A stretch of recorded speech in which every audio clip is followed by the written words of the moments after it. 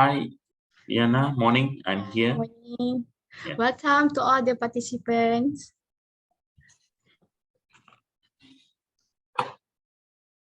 So we are going to start our program shortly, inshallah.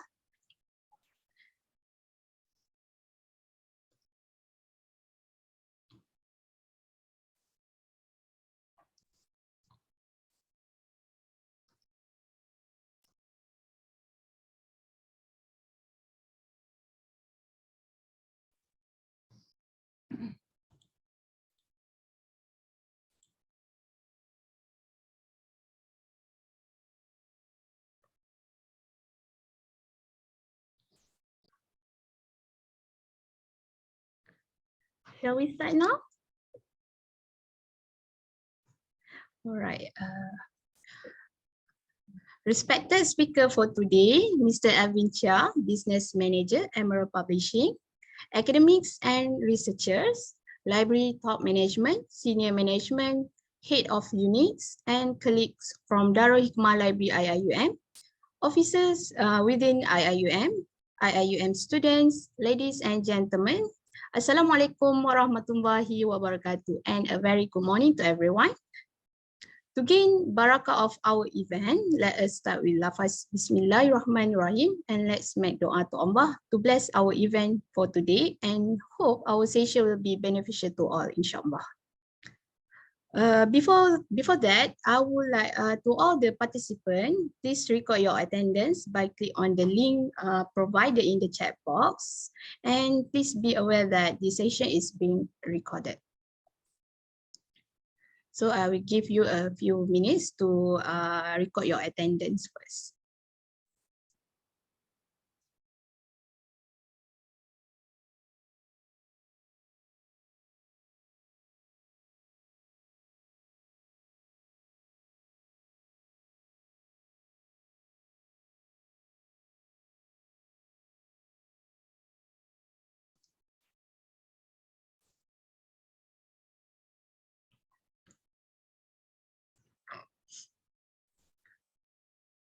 Ladies and gentlemen, on behalf of al-Hikmah Library, we wish to extend our warm welcome and thank you to all participants to this publishing workshop on many gateways of publishing with Emerald. This webinar is jointly organized by al-Hikmah Library, IIUM, and Emerald Publishing. So my name is Liyana. I will be your moderator for today. So it is our great pleasure to welcome our invited speaker, Mr. Elvin Cheah, to share the publisher's insight on various gateways of publishing with Emerald. For your information, Mr. Elvin has wide experience working in publishing industry, and currently he is a business manager at Emerald Publishing that covers Malaysia, Singapore, and Brunei for over 7 years, if I'm not mistaken. And for your information, Emerald is a global publisher providing high quality, peer-reviewed research with a portfolio of over 300 journals, more than 3,000 books, and over 2,000 case studies.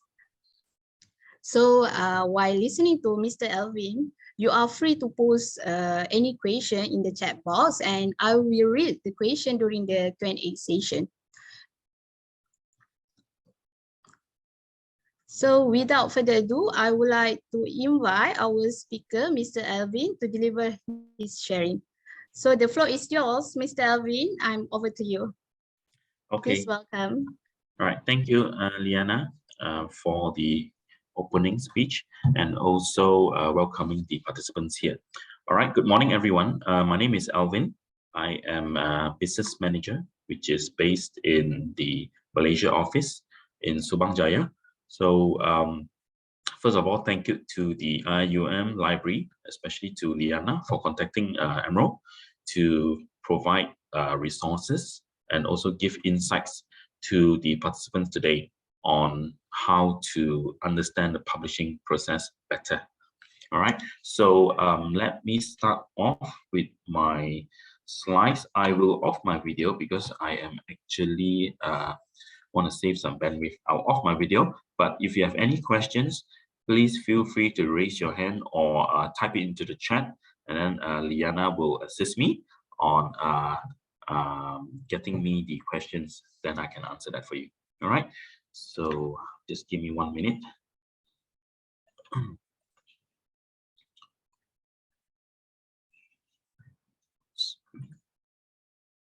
Okay. Do you all see the screen? Yeah. Yes, we can see. Okay. Clearly. All right. Is it Thank full you. now? All right. Okay. So this is my email address, just in case for anyone who wants to contact me after the session. My email is at cheah@emerald.com. So feel free to email to me if you have any questions later on. So what is the objective of today's session? The many gateways of publishing with Emerald. Actually, the main objective is to get in touch with the academicians in IIUM and also demystifying the publishing process, because we believe that there's a lot of questions that you should be having on your mind on the publishing process. We will try to demystify that, provide any information and recommendations to encourage you to write, submit, and get published as well. All right, these are the main objectives of this session. So let's start off with some introduction on Emerald Publishing, because I believe not everyone here understands or knows about Emerald. So let's start off with Emerald Publishing introduction. So Emerald Publishing, we are actually a UK-based publisher, and we are founded in 1967. So over the last more than 50 years, 55 years to be exact, we have been in the publishing industry and providing contents, helping authors, getting their research published and get their research disseminated to create impact and change policies. All right. In Emerald Publishing, we have slightly more than 350 employees. All right, not a big number, but if you look at the content that we manage, it's actually quite a big content that we have. In Emerald Publishing, we have more than 300 plus journals, 350 to be exact, including open access journals, more than 3,000 books, 2,000 case studies, and more than 20,000 expert briefings. This is our portfolio that we are holding right now. And IIUM is having access to more than 80% or 90% of our journals.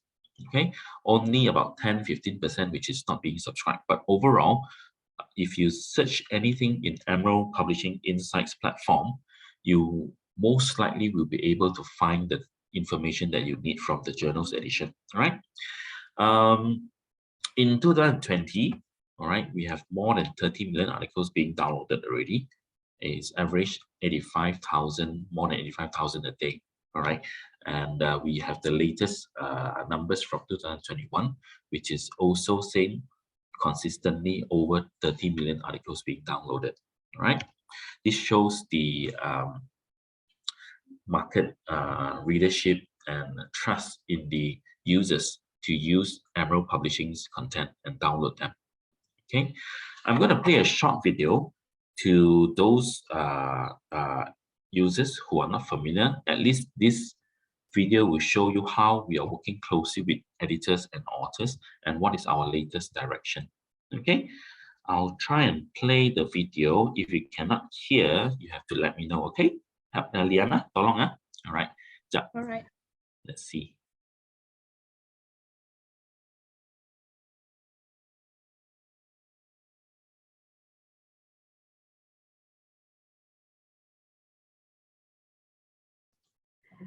Sorry, Elvin, but we cannot hear the sound. Can you hear the sound? Huh? Okay. Yeah. I think you need to share the sound. Share the sound. I have to press dekat luar kan? Yeah, yes.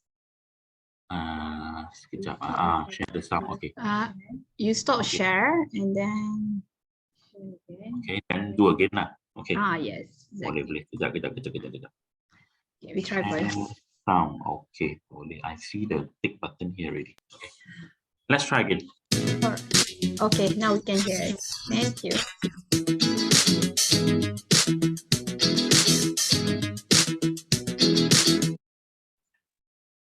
Oops, just stop. Suddenly they stop, is it? Yes, you stop it. Hold on. Sekarang boleh. Okay, thank you.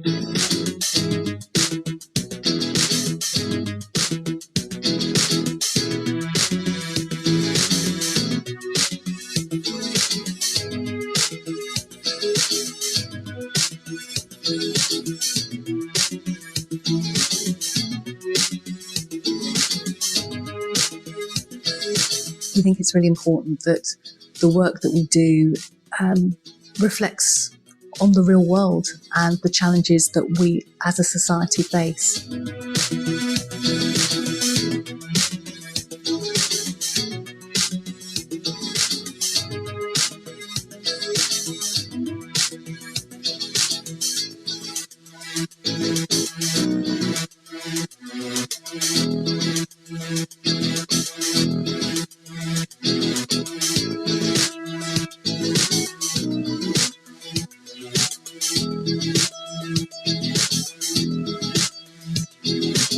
One of the main benefits, I think, for interdisciplinarity is the potential for experimentation, which I think is really good. Because I think there's sort of this idea that in academia, you're just kind of sitting around and thinking about things, but actually there's a lot of structure. And I think interdisciplinarity does a really good job of kind of taking you away from that structure and allowing you to sort of experiment a little bit. It's really important that we offer pathways to publication for people who want to make their research widely available in an open research environment. Of Emerald Open Research, which is a number of gateways aligned to UN SDGs, and we're publishing content in traditional article format, but increasingly in different formats to really help disseminate work to a wider audience.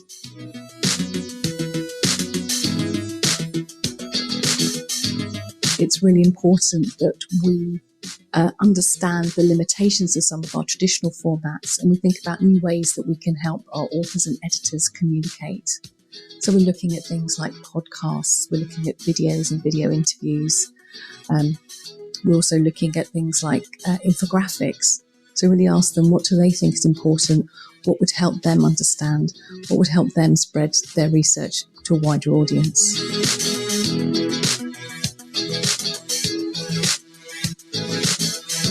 I'm really excited about the opportunity for publishers, particularly for Emerald, to help researchers to extend their reach beyond the academy. So by helping them to bring research to new audiences in new forms that those audiences can really use, we can play a role in mobilising knowledge towards real impact.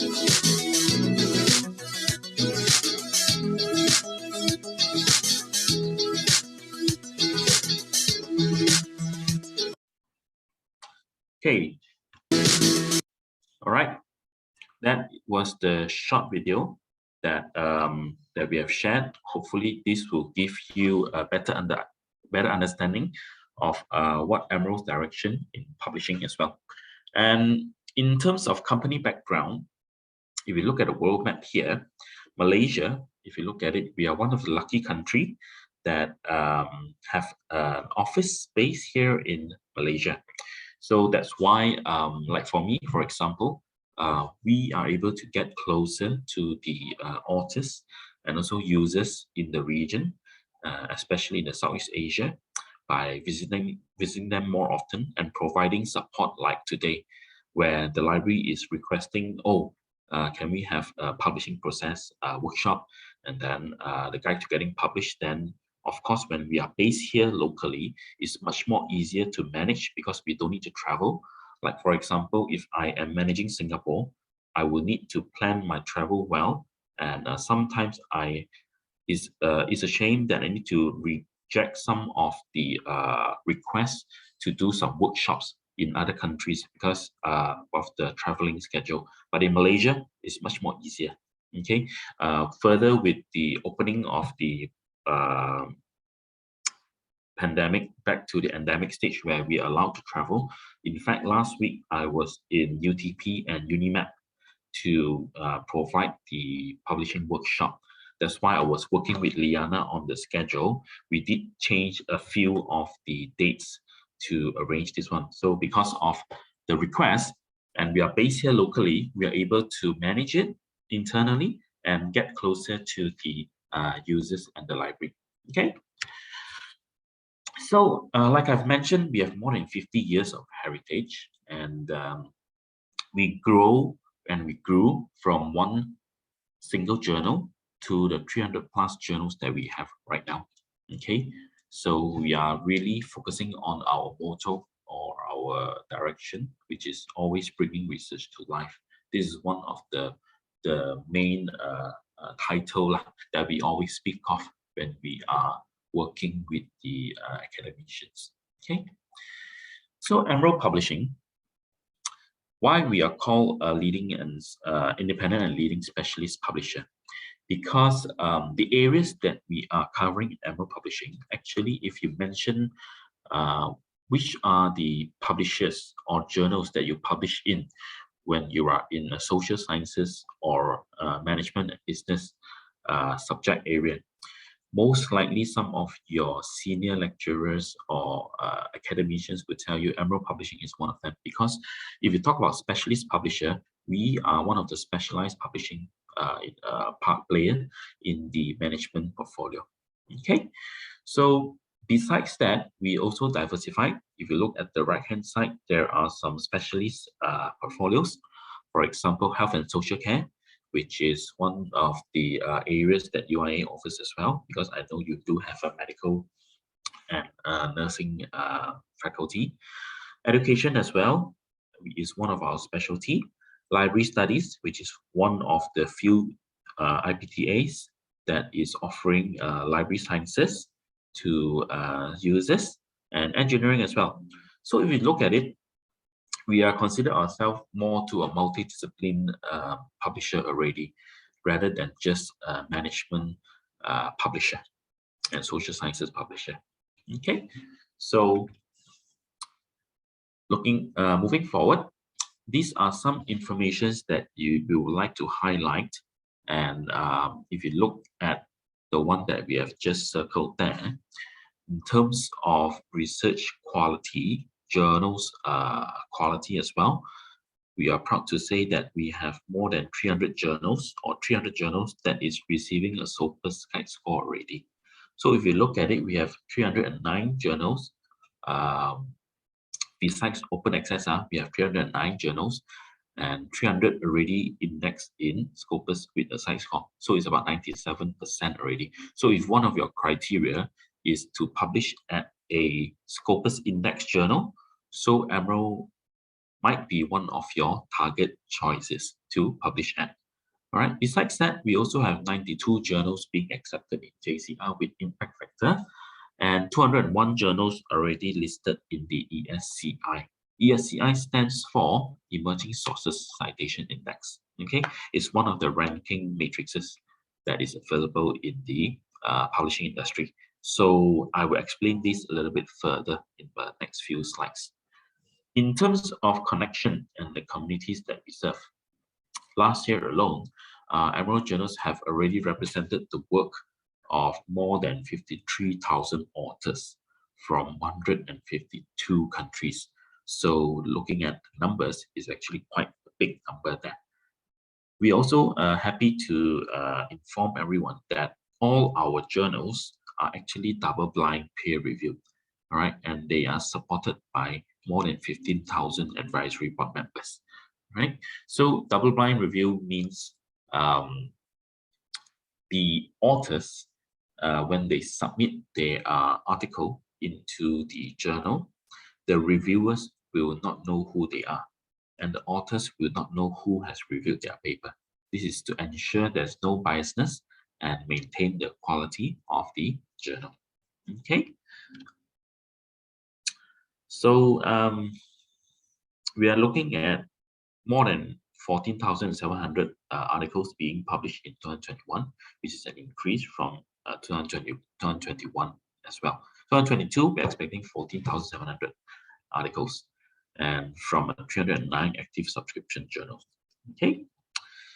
Looking at the content average, we have every week added into our content is 300 new pieces of content added into our platform every week. So like I mentioned just now, we are still actively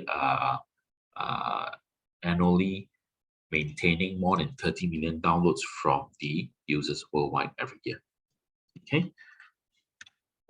So looking at Malaysian's publications at a glance, if you look at the last 10 years, okay, of course, this number is from until 2021. It's not the up-to-date latest number because we haven't get the information yet. We got this information from a platform called Dimensions, which is a paid subscription platform which collects a lot of data from a lot of sources to come up with these numbers. So far, it's quite reliable. All right, but what we want to focus here is not the number of publications, but looking at the trend of how Malaysian publications are moving forward. All right, if you look for the last 10 to 11 years, the publication in Malaysia is actually going up, and since 2012 until 2021, the number actually has doubled. All right, so because of the changes in the environment of the institution, where a lot of academicians and postgraduates, they are required to publish to gain promotion, all right, or graduate. This is why the number of publications are going up year on year. Okay. So that concludes the introduction of the section. So we'll move forward to the routes to publication. So far, any questions from the floor, Liyana, on the introduction? Kalau tak ada, then we can continue. All right, so far we doesn't have any question yet. Okay, all right, good. So that means is everyone understands lah. So to all audience, if you have any question, feel free to put in the chat box. So I will read it to our speaker. Okay, thank you. All right, so let's move forward to the routes to publication.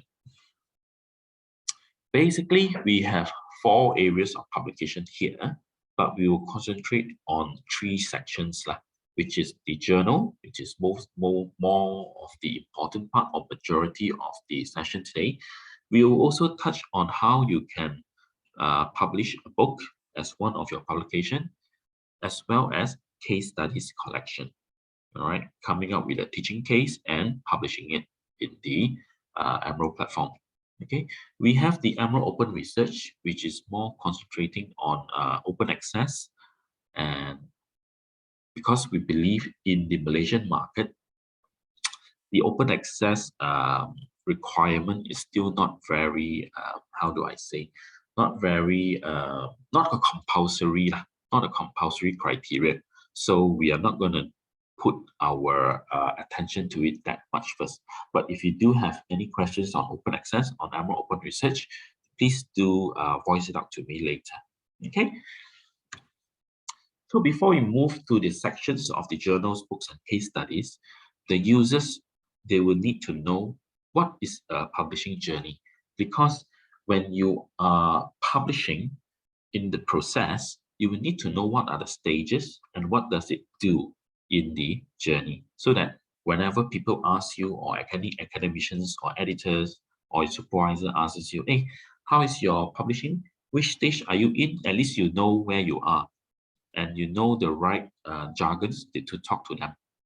Okay, so basically in the research, in the publishing journey, you start off with doing a research and you select a publication to publish at. Okay, you roughly would know what you want to publish. Let's say you want it for a journal and books and case studies. Then you move on with your approach. You write your research. Okay, after completing your research, you will look for submission. You will look for the journals that you have selected to submit, or you want to submit to a book proposal or a case study collection. Right? After submission, you move forward to the peer reviewing stage. Right? You need to know what is a peer reviewing stage. And if peer reviewing is passed, then you move to publication by the publishers. And then upon publication, back to your author's job, which is to disseminate as well. You need to disseminate, you need to share, you need to promote your work to others so that it's more discoverable, is more downloadable, and increase the impact. All right. The impact is not the impact that what I've said just now, like number of downloads or number of citations, right? That is the measurement of the paper impact charger. What we are talking here on the purple color impact is we try to encourage authors to think about the real impact. Let's say, for example, when you're doing your research, when your research is found to have some benefits or will affect policies that will benefit the communities or the humanities that we have in here, that shows the impact because your research changed the lives of the community.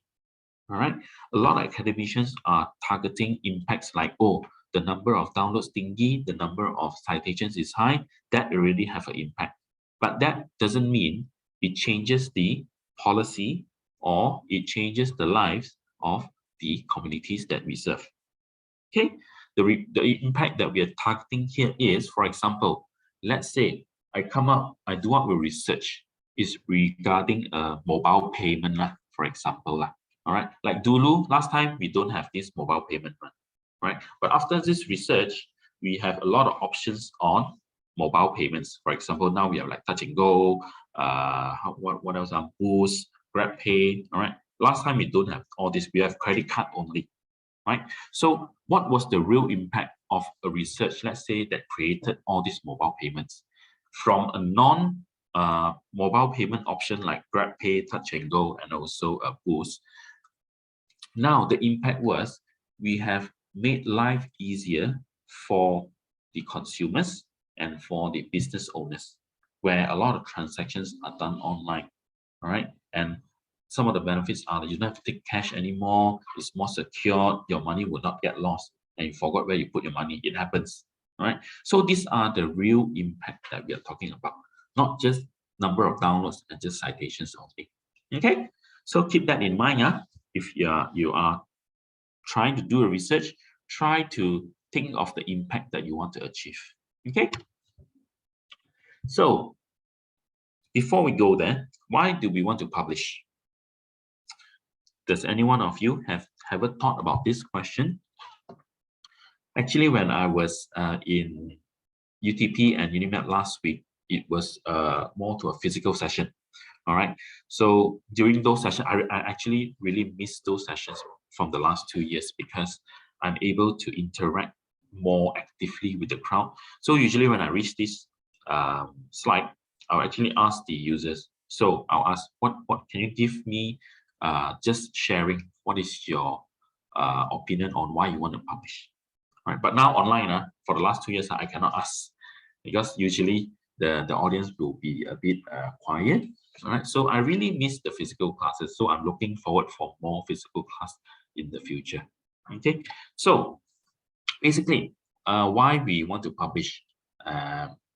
When we ask our authors, this is what they reply. Okay. And before I move into the details, I would like to remind everyone that it's okay to have your own motivation, like why you want to publish. Okay. Because everyone have their own motivation. Like, for example, postgrad students, what is your motivation or why you want to publish?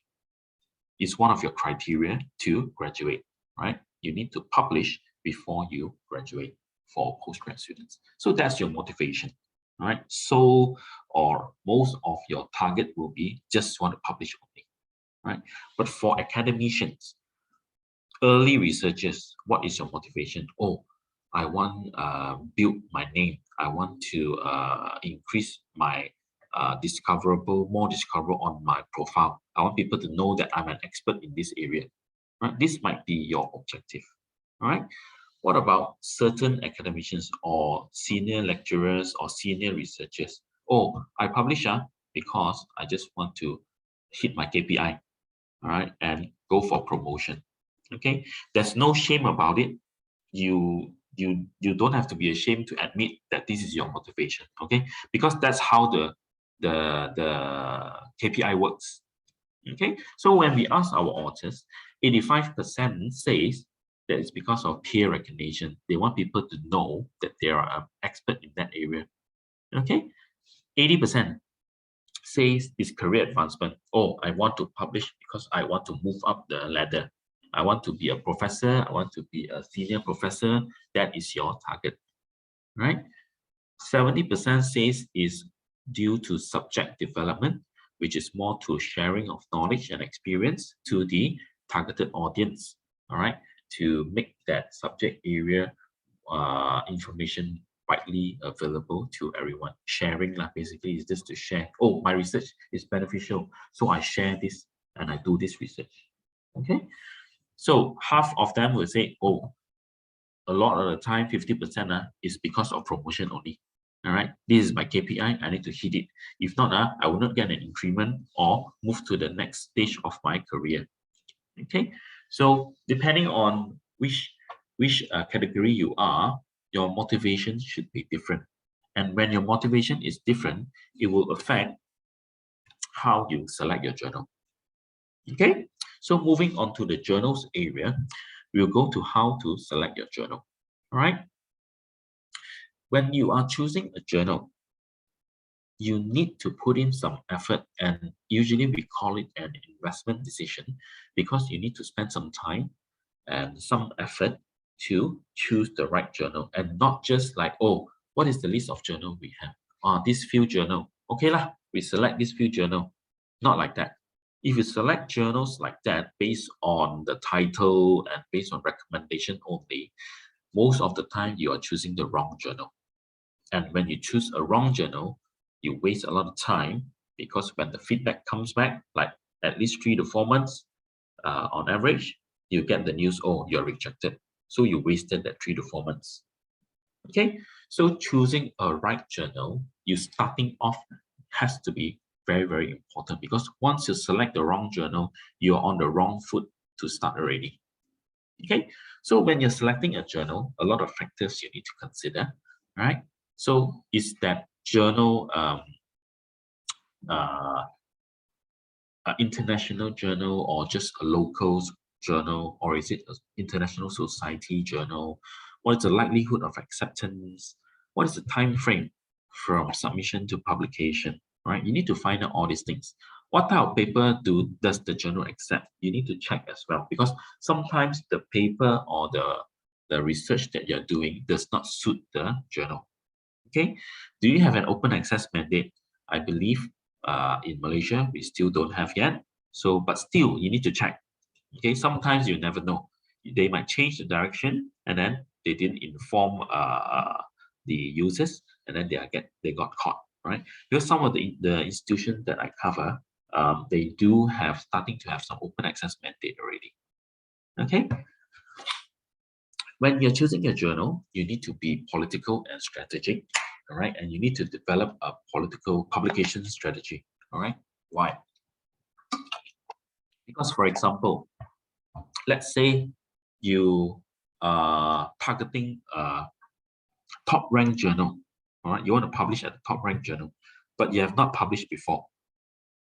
Do you think your chances of success will be there? Definitely is questionable, because you don't have any experience in publishing. You don't know how the process works. You don't know how tough is the peer reviewing. Okay, so if you have not published before and straight away you choose a top 3 journal in the subject area, then the journey will be very, very difficult. Okay, so how do you manage it? For example, depending on your motivation. Okay, so what are the motivation? For example, if you're a postgrad student, okay, if you're a postgrad student, definitely your priority will be time. Timing is the important part of the publication process. You will need to choose a journal which suits your criteria, which is ranked depending on your faculty requirement. I believe it will be at least, it must be Scopus ranked.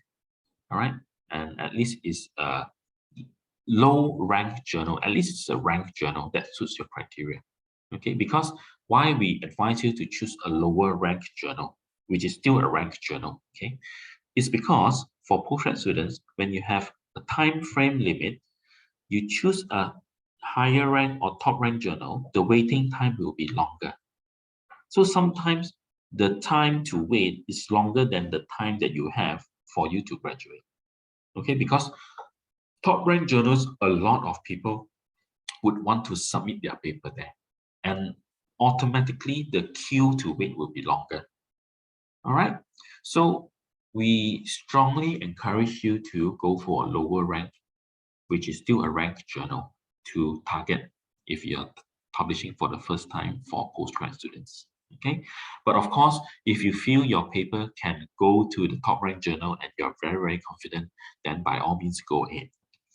Okay, next scenario, let's say if you are an early career researcher, okay, you don't have any time frame how do I say restriction, right? You will need to, but the restriction is you need to meet your KPI, like you need to publish 2 or 3 papers in a year. Okay, then some of your journal selection or some of the papers that you have, you might need to target a lower ranked journal as well. Okay, because that will increase your chances to publication, and the time frame of waiting will be longer as well. All right, the reviewing and the reviewing process and the quality control will be not as hard as the top ranked journal. Okay, but what if you also want to increase your profile? You want to make a name for yourself. You want to target in the top ranked journal. Yes, if you are having this motivation and you feel that, oh, your KPI has met already, all right, I can try for one journal, which is a top ranked journal, then go ahead. All right, it depends on how you want to manage and how you want to select the journal based on the criteria and motivation that you have. Okay, so far are we okay on this one? Because it's very important to select the right journal for a good start. Okay, Mr. Elvin, yeah, I would like to ask you a question regarding, since you mentioned about the right journal. Actually, how we want to check which journal that we can publish in Emerald, and then and how do we know either that journal is a low rank or top rank okay, journal? all right, boleh. In the next slide is here already. Oh, I see. Okay, thank you. Okay, good question. At least it I'm leads just to, curious on that one. it's okay. Thank Because you. it will lead to your question will lead to here, which is very nice. All right, it flow into this slide. So when you are selecting a journal, what do you think finding the journal will be? The relevance will be very, very important. Okay, so what we are informing the users here, or answer Liyana's question, is we need to find the journal with the right fit. This is more important than just looking at top ranked journal only. Okay, don't just think of top ranked journal only, but look for the journal that fits your paper or your manuscript or your research. Okay, so what do? You should start with creating a short list of journals that you are targeting in your subject area, because when you read articles, you will know, oh, this article actually looks similar like the one that I have. What journal is this? Then you will know this journal can be in your shortlist. All right. Second way of choosing a journal from a shortlist in your subject area is you go to the publisher's website and see what are the journals available in that subject area. Then by looking at the title, you shortlist some of them first. Okay, but you don't stop there. Once you shortlist, for example, let's say 3 to 5 journals, example, depending on you. All right, and then you will need to see what is their aims and scope. Okay, the aims and scope, when you read it, they will tell you what they are looking for. Okay, so when you know what they are looking for, then when you look at your paper, you feel that, oh, my paper macam tak ada benda yang dia nak lah. So I can cut this journal from your shortlist, move on to the next one. All right. But if you see, oh, age and scope like can macam boleh, all right, then what do? You try to read the journal from the past few issues, the latest one, to get to know the journal. Okay, because why we encourage you to write, that's why when you identify a journal, we encourage you to go into the platform and search for the journal and read the articles there, and download and read articles there. Why? It's because those are successful cases. Those are the papers or the authors have successfully published there. So if you want to publish there, you need to know, oh, actually how people write, how do they structure their paper, all right? Maybe I can learn something from there, all right? That's how you get to know the journal. And you build a relationship. How you build a relationship is, we skip one and we go to the second last one, which is to contact the editor. You send an outline or abstract to say, oh, Mr. Editor of this journal, I am from this institution and I have this paper focusing on this area. So does it look suitable to your journal if I submit? All right, just send a short summary and introduction of your paper. Don't write a very, very long one. All right, don't send a manuscript. Definitely they will not read it. Okay, and ask for advice. Oh, boleh or not? If they say yes, the subject area is what we are looking for in the next few issues, then at least it gives you the confidence. Oh, can already. The editor also say suitable. Okay, we can try. But of course, when he says suitable, doesn't mean accepted lah. All right. So suitable means at least your chances are there of not getting a rejection straight away. Okay, so send it over and ask and see. If they get you a reply, say, oh, sorry, Elvin, your paper doesn't look suitable. Then you can also take that journal out from your shortlist and focus on the other areas. All right, this is how you can do it. All right, some of you might be asking, oh, where to find all this information now? And even the author guidelines, you see, you need to follow the author guidelines strictly. Okay, so I will show you. Okay, so first of all, in Emerald, do you know how to access Emerald? I'm sure the library will have informed you, right? So you follow the method that the library has informed you to come to the Emerald Emerald Insights platform to search for content. All right. For example, you can search for maybe library management here, for example. All right. One way is to search for a journal. Let's say you are reading. Let's say which paper. Okay. First of all, I will always click contents I have access to, and then the latest one, maybe last month, right? Let's see. Okay, let's say this journal, right? I click on this article, and then I read, and then I find, oh, this journal, this is the journal's name, Library High Tech News. This article looks very similar to my research. Maybe I can try submitting. Then you click on the journal name, and then you will see more information about the journal. All right, and then you can read from the few issues. All right, for example, the latest issue here. Then you can read how do people write here. Okay, you can just download because you have full access to all the articles in UIA. So for those that you're accessible, so it's all full downloads. You click on the PDF, you click on the link, or you will have access. Okay, because now I have not logged in, that's why I cannot see the article right now. All right, but if you are there, and then at least you know, okay, then you want to know about the journal, then you click on here. Once you are in the library's webpage, the journal webpage, you can see, when you scroll down a little bit, you can see the aims and scope here already. This is where you find the aims and scope. All right, this is what they're looking for. All right, and you want to know who is the editor, click on the editorial team, and you will see who is the editorial team, who is the editor that you can contact. All right, or for any queries related to pre-acceptance, you can email the person here. All right, or the commissioning editor. Okay, this is how you look for the editorial information. What is the author guidelines? You click here, Then you can see what you need to do before you start, what is your responsibility, what is your ethics that you need to follow, what is the manuscript that you need, requirements that you need to follow. All this information are here. Okay, you will need to follow all the guidelines. And I must remind you all that the author guidelines is not the same for all journals. It's different from individual journals that is available there. Okay, because every journal will have their own style and format and their own preference.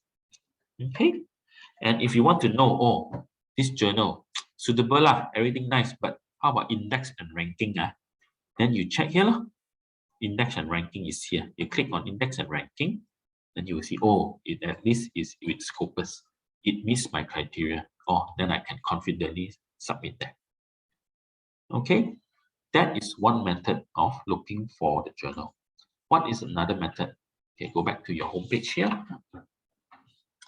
Okay, you can browse our content here. Okay, browse our content. Then you go for journals, right? Because we are in journals area now. When we are in the journals area, okay, let me move away certain things here from my screen. It's blocking me.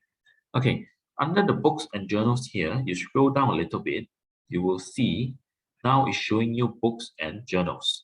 Let's say you want journals only. Click on journals, then it will show you the 515 journals that we have. And there's a subject area here that you can choose. Let's say I choose education lah. Just an example. They will filter for me. They'll have 44 journals here.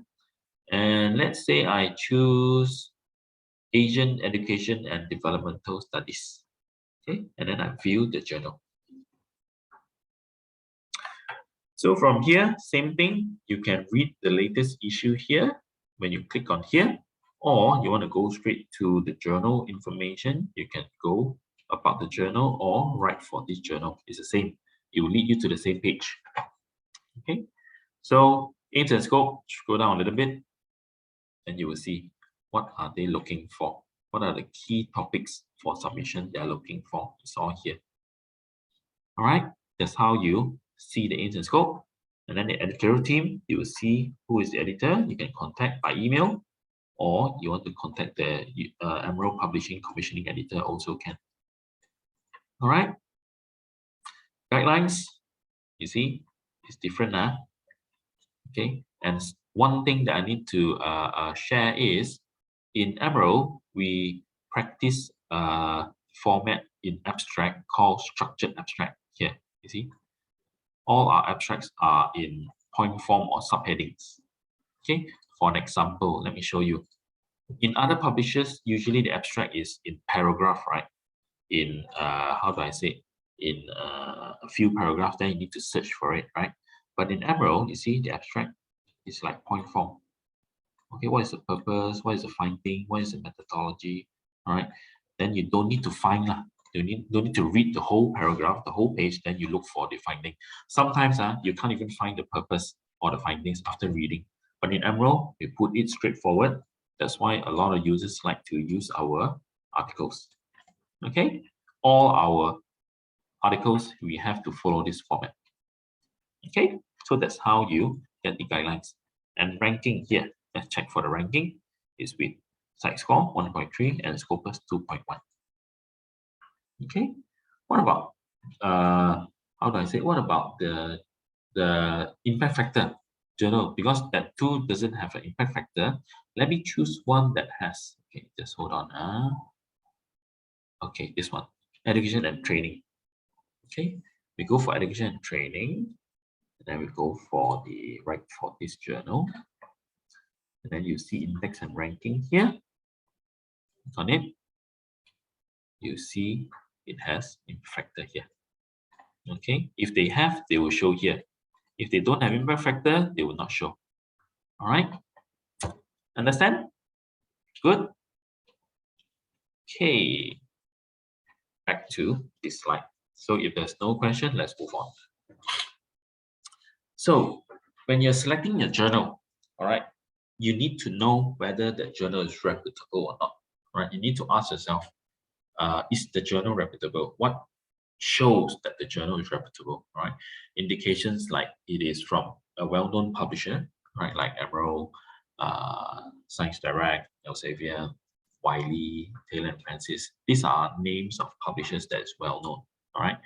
And societies like IEEE, right? IOP, these are some of the names that usually comes out, right? So if they have a reputable publisher, then that journal will be an indication that it's a reputable journal. Okay, if they have a highly regarded editor or advisory board member, they're a member of ethical bodies such as COPE, they have documented peer review process, which shows all the peer reviewing comments and documented, right? They have digital preservation, and they have ranking information, they have reputable authors, then most likely these are the indications of a good journal. Okay, sometimes if you can't find, right, we always advise you to check with the library. All right, usually they will know, oh, you're looking for let's say library science journal. We can recommend to you. All right, the library will show you, oh, you can try Emerald, for example. These are a few journals that they have. Okay. In terms of selection, you need to know whether rankings and quality are important to you or not. All right, or you just want to know whether it's ranked or not. All right, there are a lot of matrices to measure. Okay, but some of the more famous one or widely used ranking matrices are like Clarivate Analytics and Imperfecta, which I've shown you just now, the Scopus and Site Score, the orange one, right? And there's also Shimango ranking, which is one of the ranking that's used as well. Each index is more to authors to show you how high is the H index of the author. All right, then if their H index is high and they always publish there, then it shows the quality of the journal. Of course, sometimes, of course, usage is more traditional, right? Alt metrics is a new measurement that I'm going to show you later. And peer perception and engagement is more to like, oh, when you consult your supervisor, the supervisor will tell you, oh, try management decision from Emerald, try internet research from Emerald, or try some of these journals from Elsevier, right? These are peer perception. They recommend it to you, all right, to show that it is a good quality. Okay, so what are alt metrics? Something new, all right, which we are quite happy to show the users like alternate metrics. Okay, alt metrics. Let's say tourism industry lah. Just an example lah, tourism Okay, only contents I have access to. Okay, let me show you okay, alt metrics like this one. Okay, let me see whether there are more colorful ones or not. Maybe I put something like sustainability. Maybe it will come up more. Okay, let's see. Okay, just bear with me for a while. I want to show you some examples. Okay, author metrics like this one. This is number 6. So what does it mean? When you click on it, it will show you how widely this article is being used. Okay, for example, there were 11 tweeters, people tweeting and mentioning this article. And there were readers on Mendeley, 10. Okay, and they even show you what are the profession of the readers and what is the discipline. All right, these are just information. Attention score.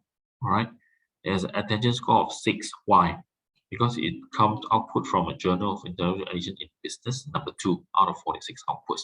So these are just information. These are alternate metrics, not solely relying on citations and download. All right, but more to how people share. Okay, when you click on 11 tweets, right? So who has shared this education thing outside? Okay, so something interesting, all right, for you to explore when you are in our platform. So when you're searching for information, sometimes you see, oh, why this all metrics like, oh, this one 12. So many people look at it. All right, so what does it mean? what does people share about the article. These are auth metrics. Okay, title, published, what is the authors, what is the DOI, is all here.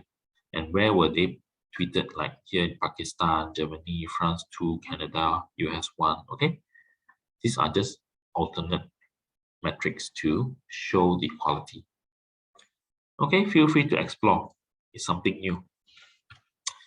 So when you're selecting a journal, you have to be very, very careful about predatory journals as well. So what are predatory journals? Predatory journals are available online. There are a lot of them online. And usually what do? Is they know the publishing industry is growing, and a lot of academicians and postgrad students, they need to publish. So they know there's a market, there's a demand. So what they do is they create a lot of journals online, create websites, and then what do? They send emails out to everyone and say, oh, we have this journal that you can publish at, focusing on this area. We guarantee you publication.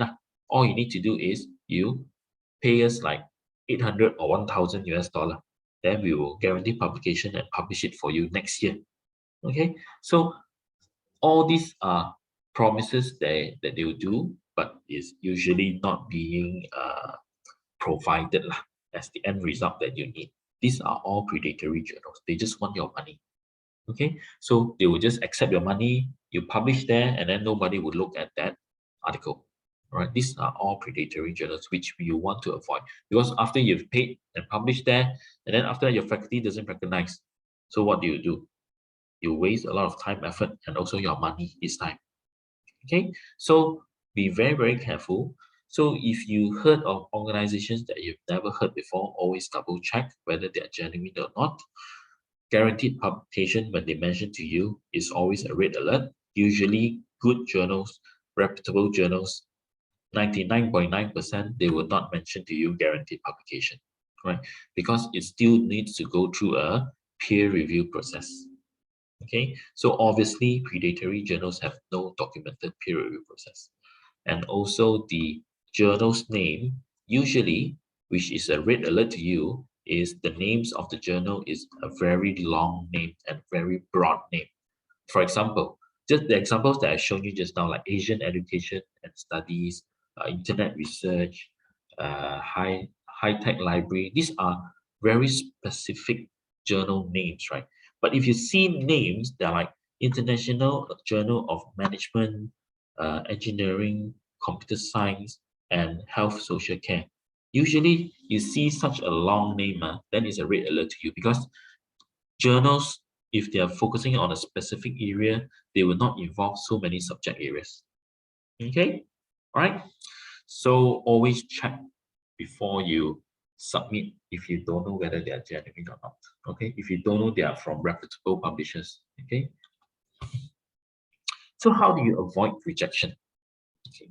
What are desk rejections especially? Desk rejections are papers are rejected simply because they don't get or they don't fulfill the journal requirements, okay? And they don't even go into the reviewing process. These are desk rejections, okay?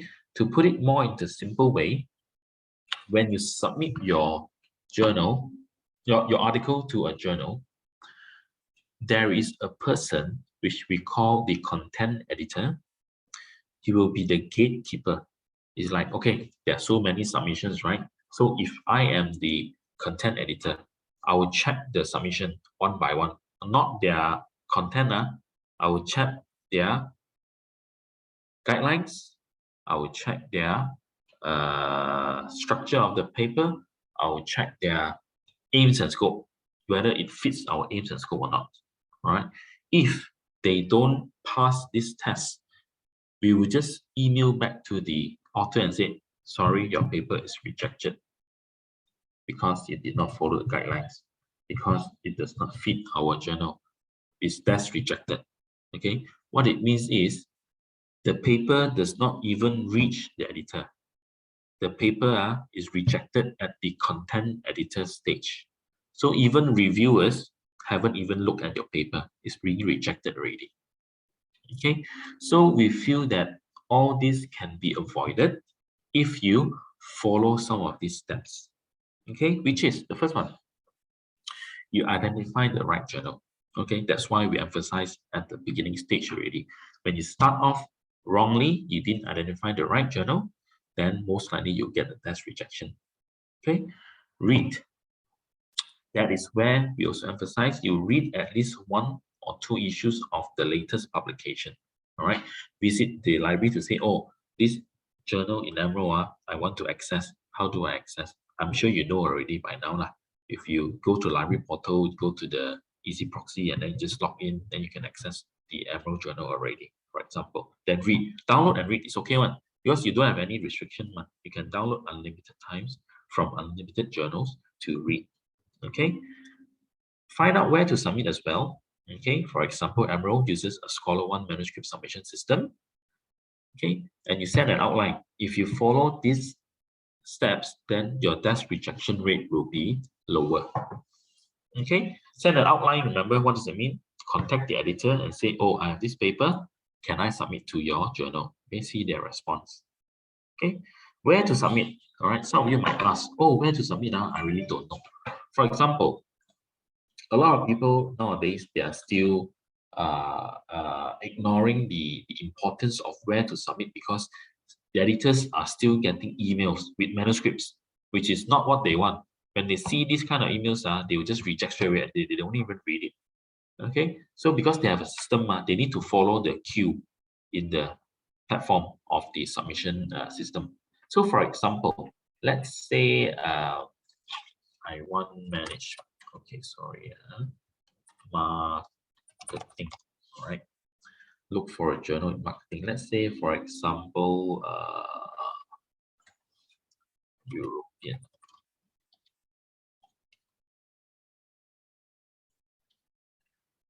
Okay, Islamic marketing. I remember there's a journal with this name.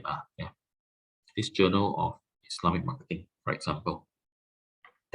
So usually, when you go to the About the Journal webpage, for all Emerald journals, you will see a Submit Your Paper here. Okay, so when you're ready to submit, click your Submit Your Paper here.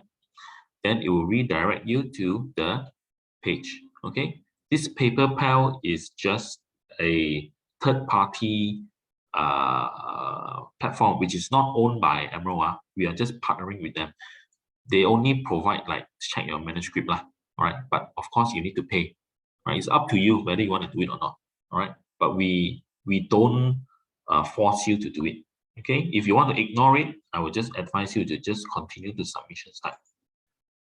Okay, so once you're in here, this is the Scholar One manuscript. You see here, and Emerald Publishing, Journal of Islamic Marketing. Okay, all right. So we need to have your ID and password to log in. A universal one. Now, once you created one, you can log in and submit to all the other Emerald journals. Okay, but you need to know the instructions and user guides here. If you don't understand, then read from here how you want to create. Okay, once you log in, then you submit there already. You see, this is Journal of Islamic Marketing logo. All right, let's say another journal, Open Uni. Okay, let's say this one. Let's say this journal. I want to submit there. Okay, click submit. You see, now the logo is different. So it's individual landing page for the manuscript as well. Okay, because some people might think, oh, I just log in. I log in, go in and see the journal and submit to another journal. No, cannot. You need to go to the journal's webpage and click submit your paper. Okay, you see the difference? You see, this is for Islamic marketing, this is for the IIUM journal. Okay.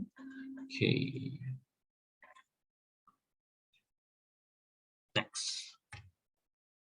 So next is polishing. Why is polishing important? Okay, polishing is important because we feel that there are some comments that comes back, right? Oh, some of the papers that we receive, a lot of them are very, very untidy, right? What do you mean by untidy?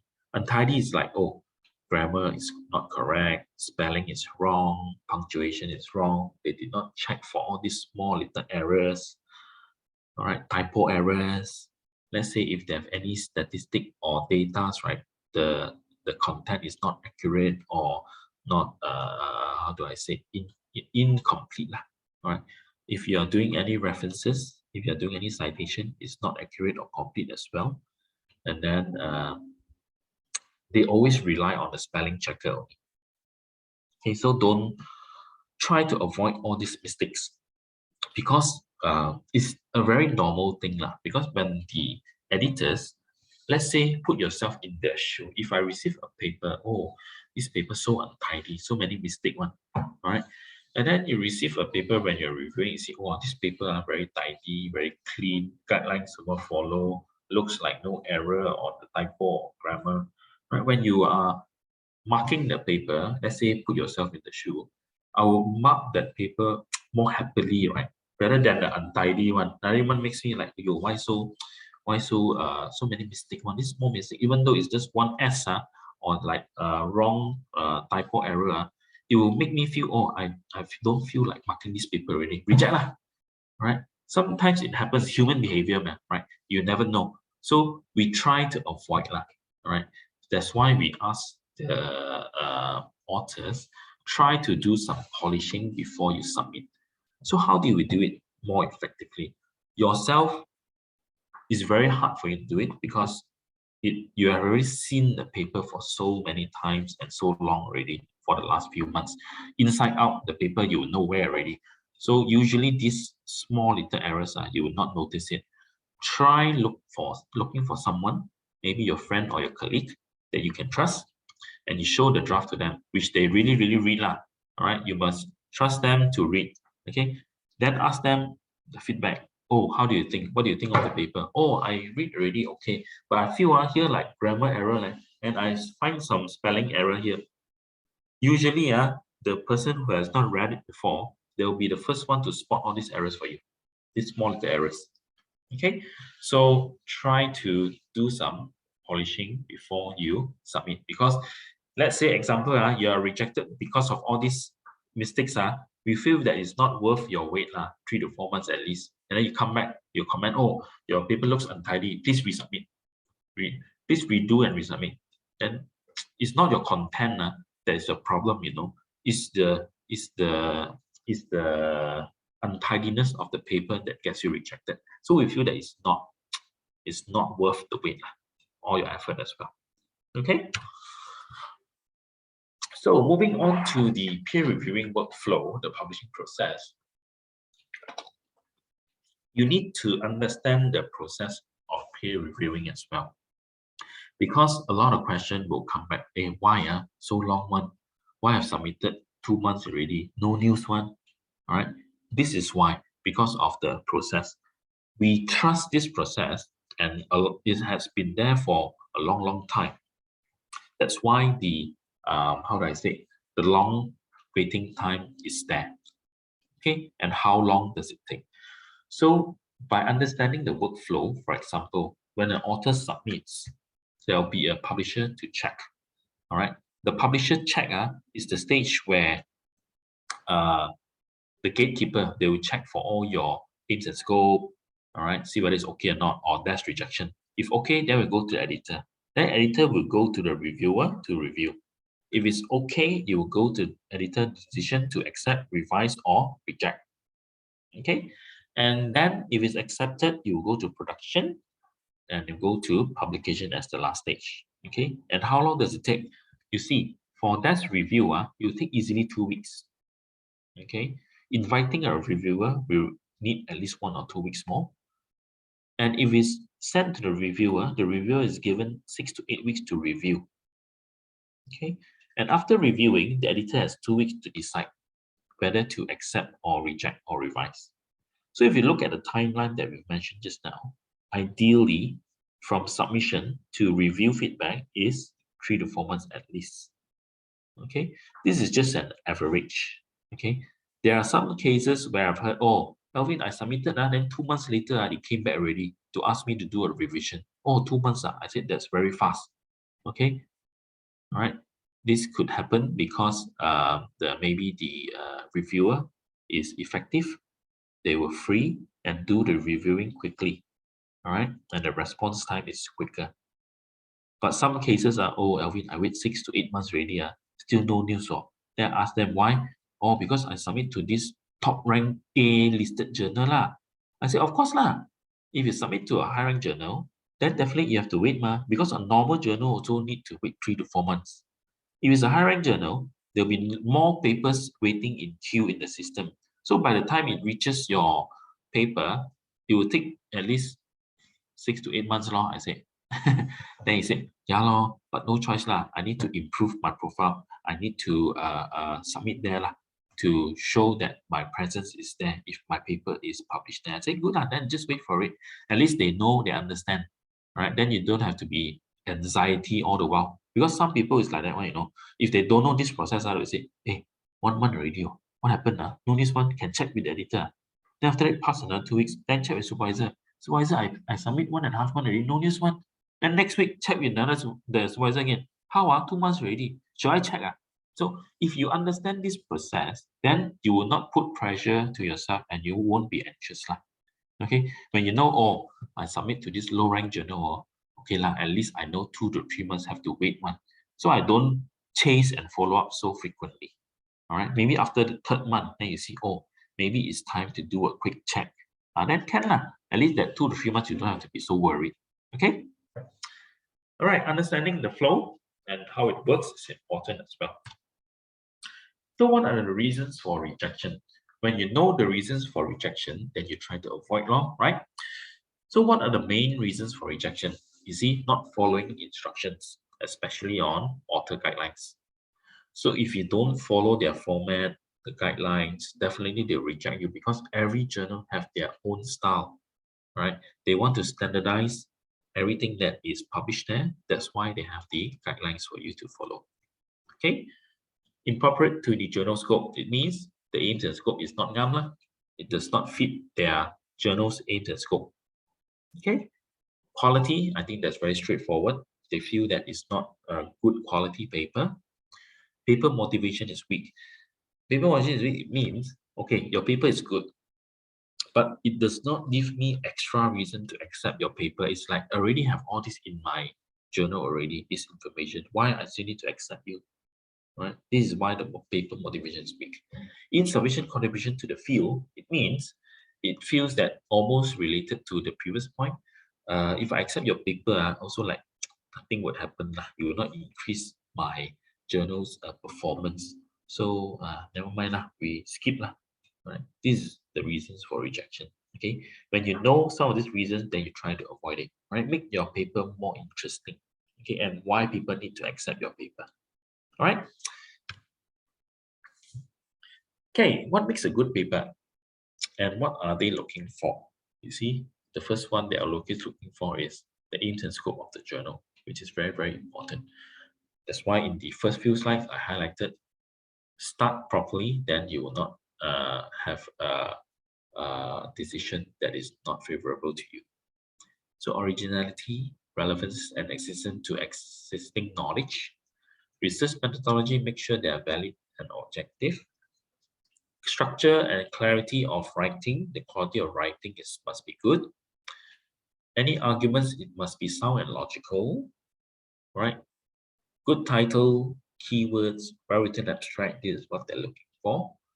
References, make sure it's recent and it's relevant, right? Make sure you've done all your citation well. And it has to be a little bit of global focus. So if you have all these elements in there, then the chances of getting accepted will be higher. Okay. So revision. So if you get a revision, how do I say, revision decision, all right? That means the editor said, okay lah, I won't accept you because I still see a little bit of mistake and I feel your paper is good enough, I will not reject you. So what do? I send it back for you to revise, right? To improve the paper, then it makes the paper more better and the journal will looks better as well. So when you get a revision tips, we always advise authors is we do not take it personally because it's a documented peer review. All the comments will be there. All right, some comments might be nasty. So don't take it too personally. Acknowledge the editor and set a deadline. Right? If you disagree with any changes, you must explain why. And always clarify any understanding if it's in doubt with the editor. Or clarify with your authors. Consult with your colleagues or co-authors if there's any. Meet the deadline, and if can, try to attach a cover letter to identify point by point how the revision requests have been met. Okay, it means, let's say when they send a revision back to you, try to come up with an Excel file to say that, okay, the first column, what is the revision? Second column, where is the revision, what you have done, and put some remarks to it. Done. Next revision, what you have done, same thing. At least it gives you less room for error. For example, for yourself, you will not miss any revisions that you're supposed to do because you do all line by line.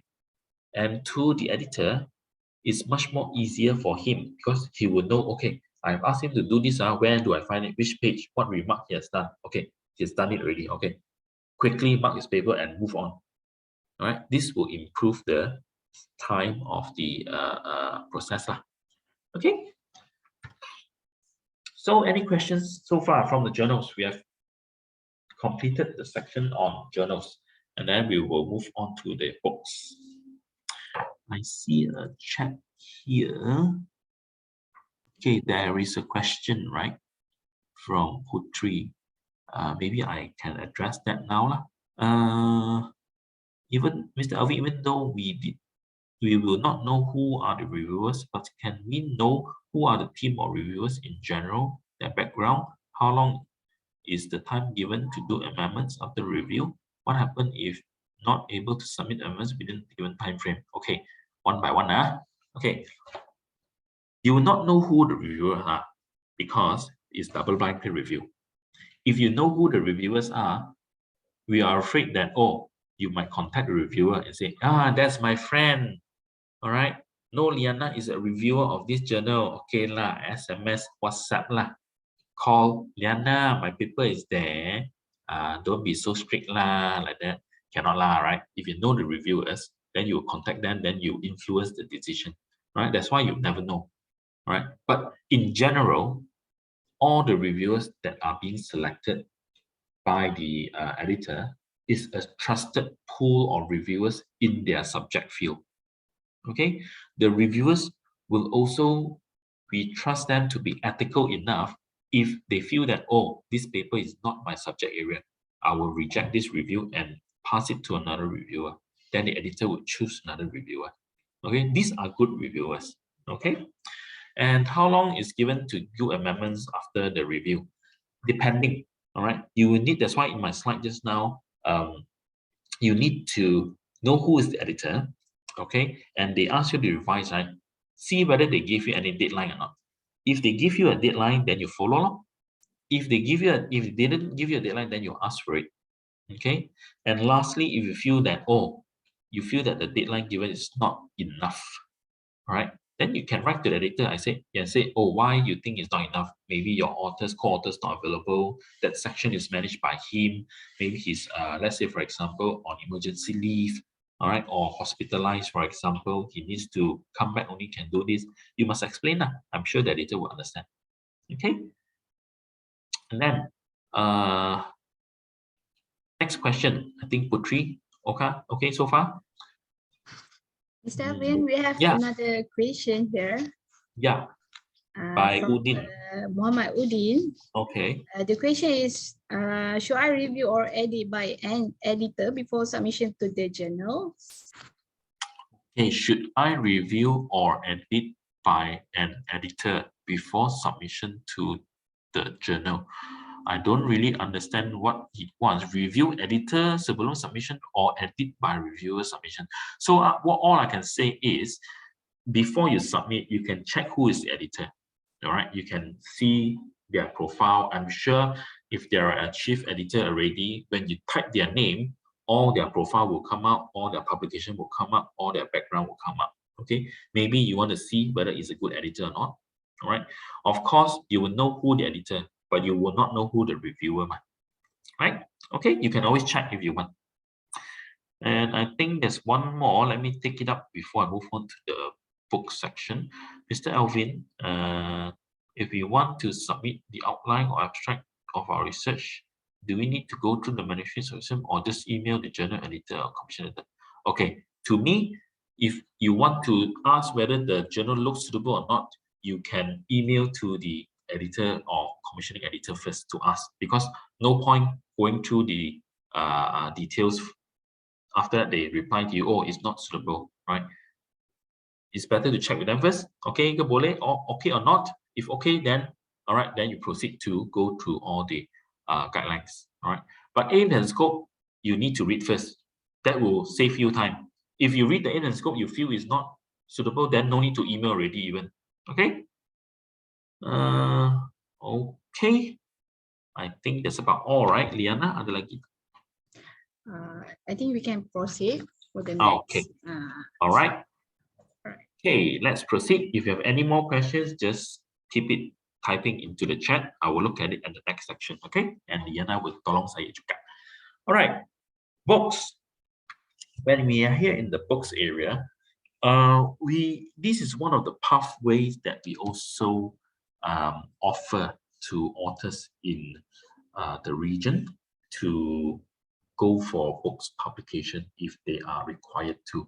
I know this might not count into some of your KPIs, all right? But if you're interested in publishing a book, why not? You can take it as one of your other areas of publication. Your journals, you can continue, all right? Maybe you have a book proposal that you want to write. You can start off like that, but you don't know how to start, right? Sometimes. So this is how you can start, because books processing or publishing is different. Okay, so why you want to publish a book? Because sometimes when you're doing a research, you might feel that, hey, actually this research area is more suitable to publish a book there. All right, then you can look for avenue to publish your book law. Like for Emerald, we have multiple publishing formats, all right, with also flexible time frames to publish a book. What are the books that we publish? It's like scholarly monographs, which is quite straightforward books. Edited collections, which means there are certain collections that we need to have a topic. Short form books, which is our Emerald Point series, a very short length book, which is only about 20 to 50,000 words. Okay, and professional books, which is much more to a coffee table book or reference book, all right, or something interesting to read on. Okay, all our books are published electronically, and also there's an open access option. Okay, and they are suitable for scholarly and also professional markets. Okay, so how does a book publishing process works? You need, first of all, to complete a book proposal form, all right, and submit to Emerald. Let's say it is for Emerald. Okay, and then your proposal will be sent out to a specialist for reviewing. It's still going through a single blind review. Once accepted, then only you write your manuscript. Okay, you see a little bit of difference there. In books, you submit proposal, and if it's accepted, then only you start to write your book. Okay, then only you start to write your book. But in journals, it's different. You need to come up with your manuscript, and you select the journal, then publish that. So it's a bit different. Okay, books is much more straightforward. If you have an idea that you want to write a book, send in a proposal form and see whether it's okay or not. See whether this book have market or not. All right. If your book have market, then we will come back to you and say, okay, your book macam boleh, we can accept. All right. Then only you start to gather your co-authors and write, or you want to write alone also can. Right. Then we will give you we set a realistic deadline. Okay, and suggest maybe extra 6 to 8 weeks ahead of your submission deadline. A typical word count for academic book or reference book is around 80,000 words. Okay, but if let's say you have 20 to 50,000 words, We also accept it into our Emerald Points titles, okay, which is a very short form book. I'll show it to you. The cover is quite similar. Later, I'll show to you which cover. The book will go through the book production process, includes copy editing, typesetting, indexing, and design of your book cover. Once it's published, our sales team will start to promote your book through our sales channels. Okay, to understand more, this is where you can look for more information. Okay, let me show you. Let me show you the same page lah, easier. Okay, always come back to the Emerald page, the home page here, when you search for your articles here. All right, just now we were looking at browse our content, right? Okay, then you look at books and journals. So what you can do, you can search for the book that we have. For example, let's say I put books, and then I go for subject area. Let's say I go for tourism and hospitality as an example. All right, then you see the books available here. Okay, some of them are quite new, some of them are quite old, depending on the books that we're looking at. I'm trying to see whether I can find the Emerald short form book. You see the book covers are. If you see book covers like this, this is the old logo. All right. But if you see books like this with pictures, you will know that is a new book already, because we are already no longer using this kind of cover. All right. We use all now pictures, which is more interesting. All right. It's much more attractive to readers with you. Like this, you see. So like so monotone, not interesting one like this. But if you see pictures like this, then you'll see I want to read it already. Okay, that's the difference between old and new books. All right, what I wanted to show you also is here. Go back to the home page.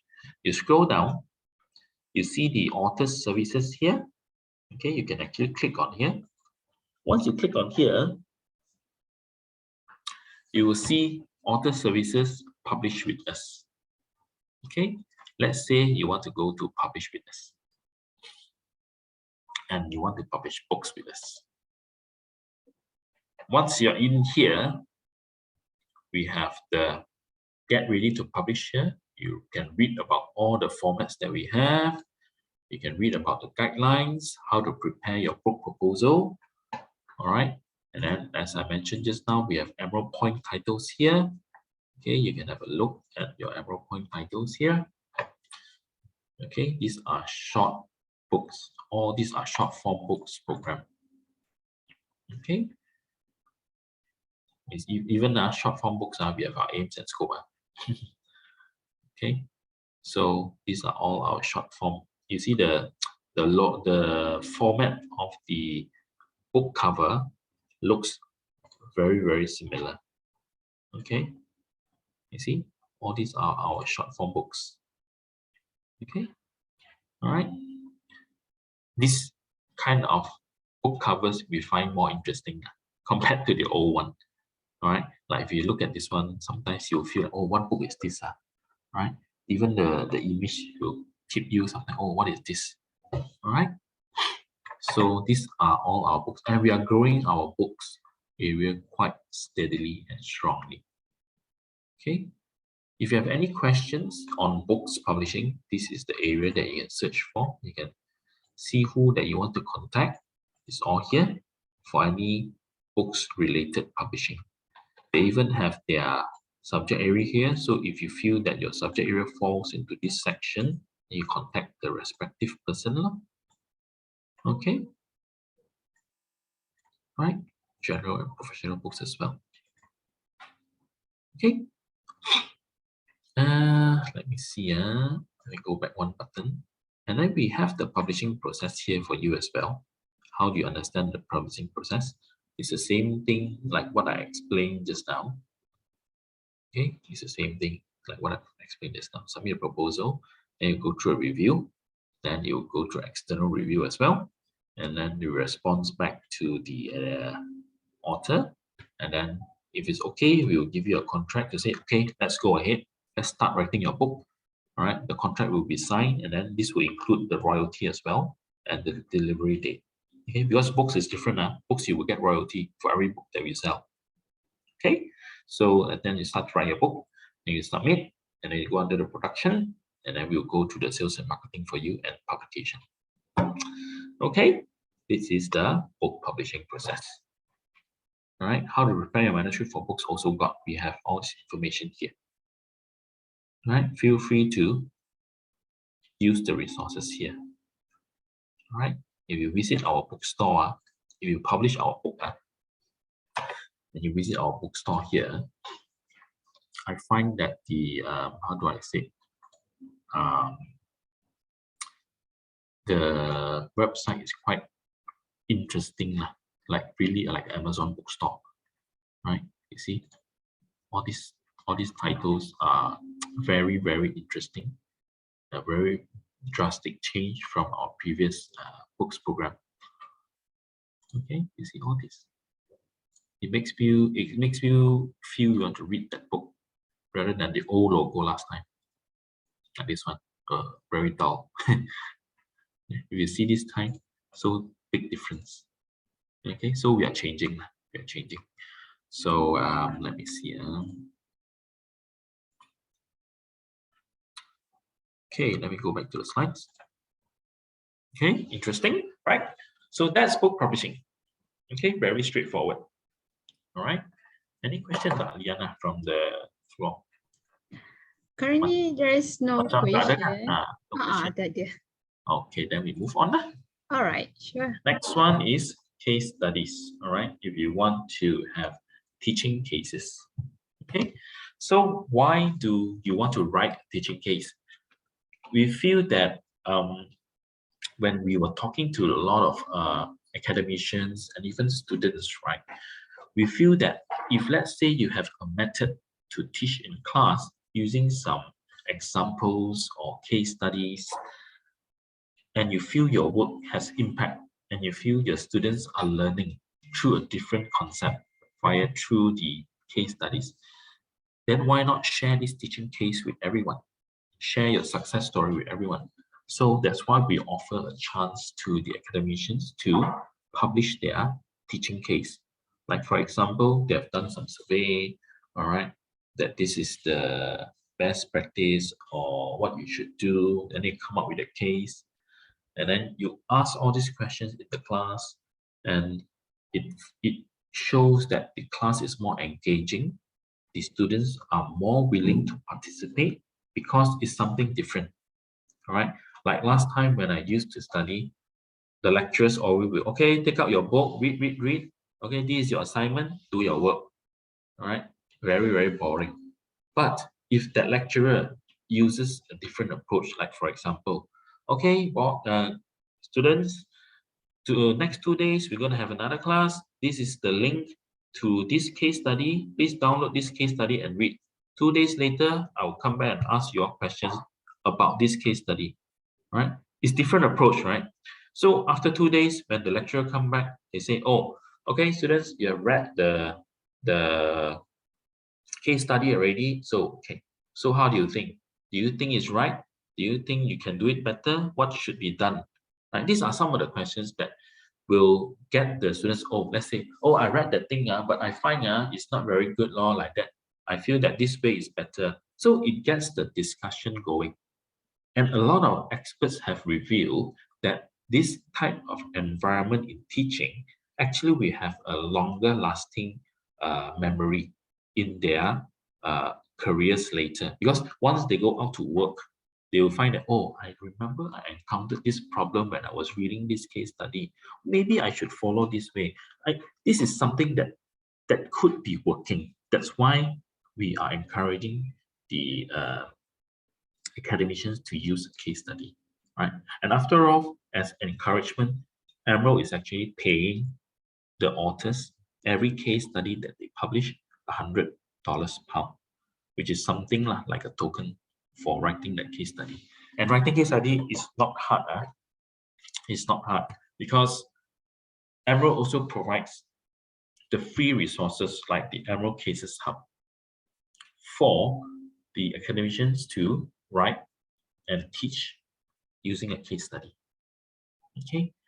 Kalau tak salah, IUIA ada access kan to case study. I think UIA have access to case study, but let me double check, right, Liyana? If you're I think we have, but let me get check yeah, first. Later. okay, don't worry. Yeah. I'll show you. Sebab I can at least show what I can do here. Okay, let's say browse our content here on case studies, right? Under the case studies, you can view all case studies, or you can see the emerging market case studies. If I'm not mistaken, UIA have access to this emerging market case studies, all right, with more than 1,000 case studies here.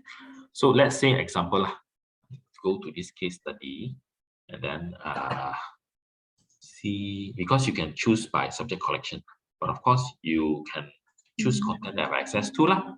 Mungkin this one is free articles, okay, and then you can choose a subject collection. Let's say I just want entrepreneurship, right? For example, maybe don't have because now we don't have. Cek tengok masuk dalam Okay. dalam kita punya website. So let's say this case study lah. All right, you can open and see, right? This is something similar to article. All right. Okay, to make it easier, let me see.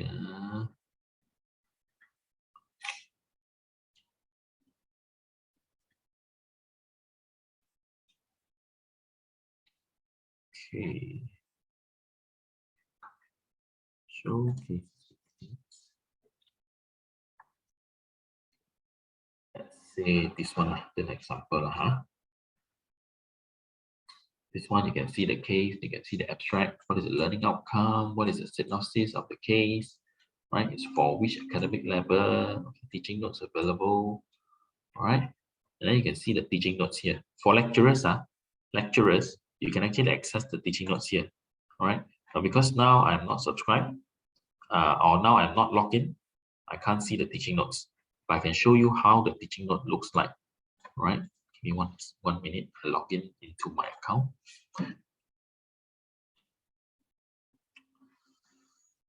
There you see the case study here. Then you see the teaching notes. You see, now the synopsis is here. The use of the case. What is the research method? Learning objective, which is very important. Why you want students to learn. Then what's the teaching plan? What is the questions to ask? Right? How many time can be spent? And this will help you. Even assignment questions. Right? You can give the assignment questions to your students and then 2 days later come back and ask them this question. Okay, this is how a teaching note looks like. But it's only available to lecturers only. Students cannot download. So if you are a lecturer, you want access, then you need to check with us. Right? Kalau UIA don't have any subscription, then cannot access lah. Okay, because teaching notes is only for subscribers. All right, never mind. Let's move ahead.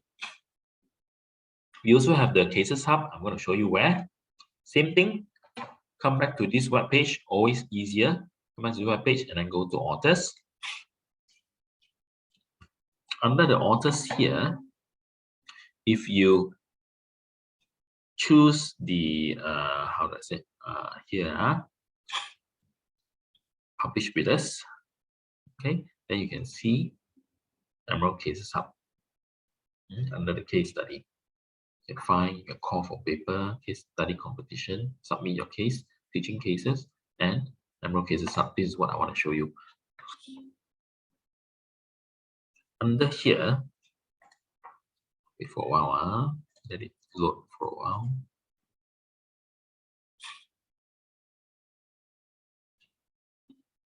Okay. All right. This is where the Emerald Cases Hub is a free resource designed to support the writing and teaching of case studies. Okay. You have a lot of materials here, a lot of videos. It covers a range of topics from advice to getting published to strategies for engaging students in the classroom. Okay. Is registration for free? You can register for free. Okay. Let me sign in to show you. I hope my email still works. A long time I never come here already. Okay, hopefully it works. Okay, boleh jalan. Okay, so this is the Emerald Cases Hub. It's free. You can come in and have a look. It will show you, okay, how to write a case study. It's like, it will give you all the steps here, right? How to teach using a case study, how to prepare, how to facilitate, how to teach cases online, and then learning. What do you learn from using a case study lesson? All right. If you click in, actually, they are all videos in the course. Like, go into the course, start. Then they'll ask you what should you prepare, all right? How long should it take? They give you a video here, then you read. Then what's the key point, all right? Really, it's like a learning, how do I say, hub lah, learning hub. Yeah, all this, a lot of case study, but all done by Emerald solely for academicians who are interested in case studies. Okay, all right. Under the case learning hub is a short video here. Let me just show it for you. Kalau tak dengar, sila bagi tahu. Today's students are tomorrow's business leaders. That's why it's so important that case studies prepare them for the challenges they'll face. Case studies help students see that, in business, there are no simple problems. By tackling real-world issues in the classroom, students can practice making business decisions in a safe environment. They can make the most of their time in education through a learning experience that prioritises participation. They are engaged in factual cases with real outcomes rather than theoretical examples. Ultimately, they take the lessons learned back into the business environment, where their decisions can inspire new case studies for tomorrow's students. Are you ready to start writing? Okay, very short video, all right, but it shows that we are here to help, all right, if there's any help needed for lecturers. Okay, all right, so far, any questions from the floor? Tak ada kan? Ada? No question here. All right. Elvin, Yes. Mr. Vin, I just want to ask, for the Emerald Case Hub, do we need to register first, right? Am I right? Yes, you need to register first using your own email lah. Right, it's free to access when you're the Cases Hub. Okay, thank you. Okay, all right. So publishing ethics.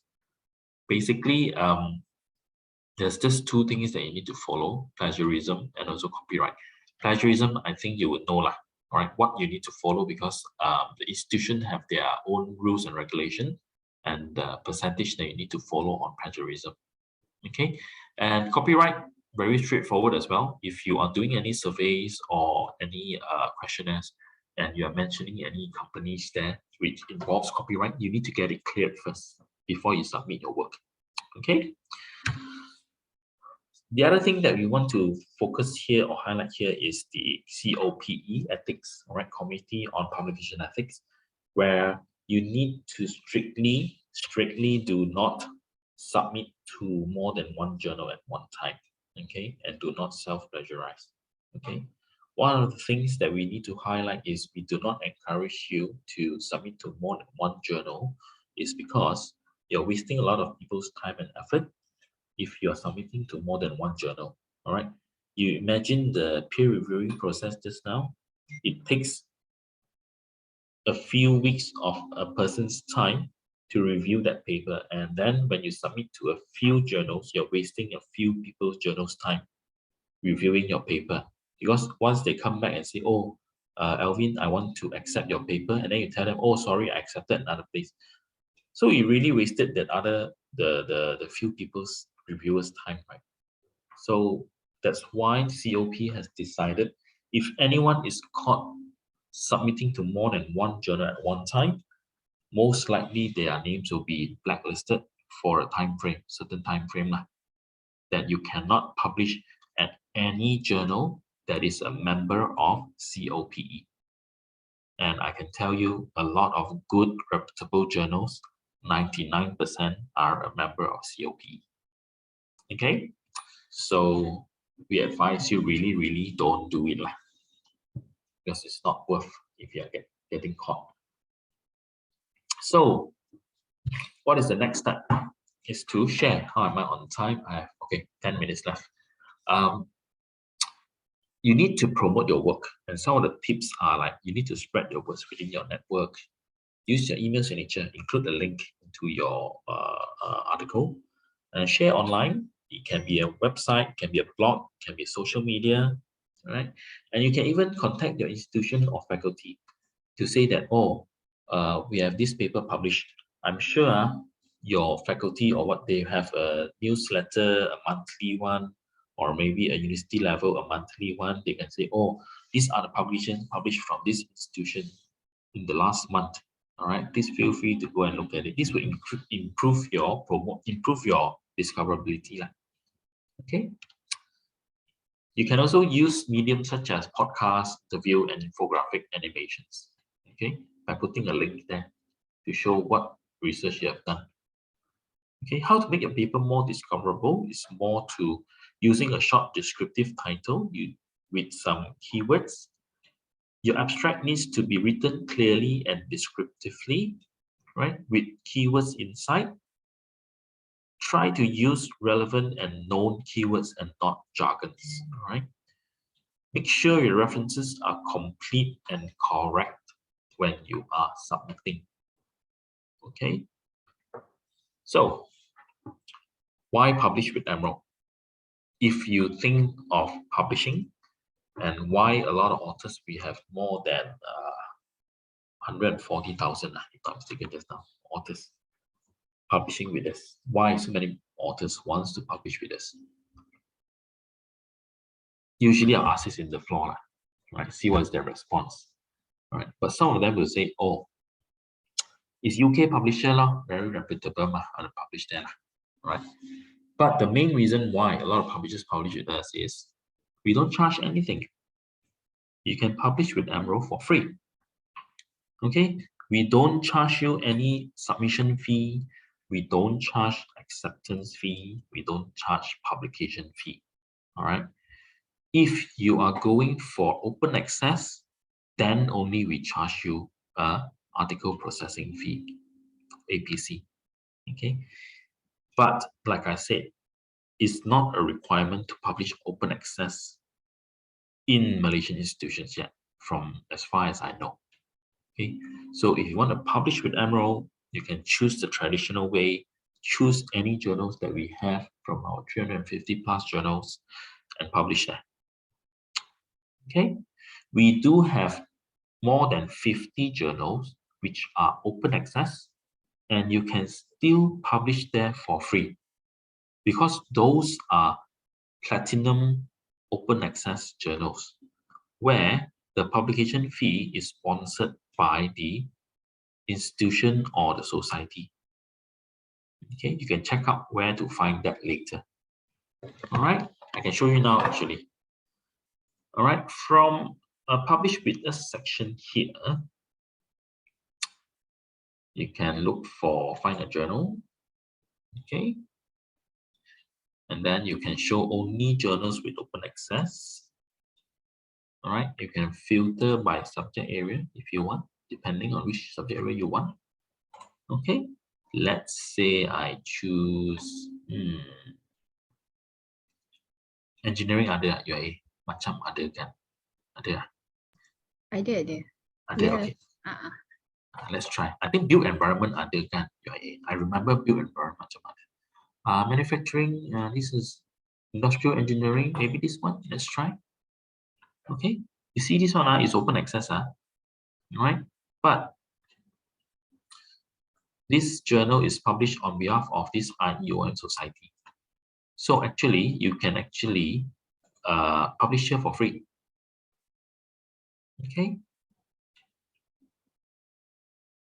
it's open access, and you can publish it for free.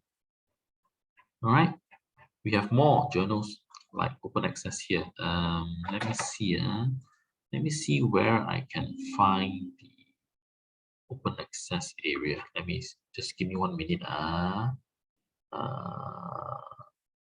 Find a journal. Okay, show only journals with open access. Okay, these are all the journals with open access. Okay. All right. Let me see whether I can find something close to us or not. ISRA. Yeah. ISRA is actually a Malaysian journal. Is owned by ISRA, and they have been with us since quite some years already, I think 5 to 6 years already. And it's Corpus Index and has impact factor already, all right? And a member of the OAJ and COPE. Oh, that's how you can see it. And all submissions here are sponsored. Okay, all articles published here are open access under CCBY 4.0 license. That means all the publication fee is, you see here, published by Emerald on behalf of ISRA, and ISRA is still owning this journal. Okay, all charges publishing in an open article are funded by ISRA. No charge to the author. It's written clearly. All right. So we help ISRA to publish this journal. Okay. So one of the reasons why, more reasons why to publish with Emerald. Right. So you can choose from our 350 plus journals that we have.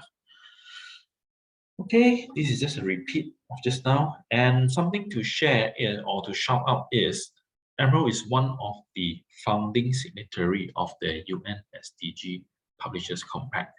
That means we inspire to get authors to write more UN SDG related publications. Okay, and from there we are starting to commission our programs into 4 interdisciplinary goals, which is the fairer society, healthier lives, responsible management, and education for all. So from the 17 SDGs, we have combined it into a 4 SDG that we are focusing. So if you have any research or papers related in any subject area related to these 4 areas, which is what we are looking for, so we are most welcome to submit to Emerald. Okay. So this is just a video which I'm gonna skip. It's a new thing, but let's see how long. We still have time, right? Okay, come on.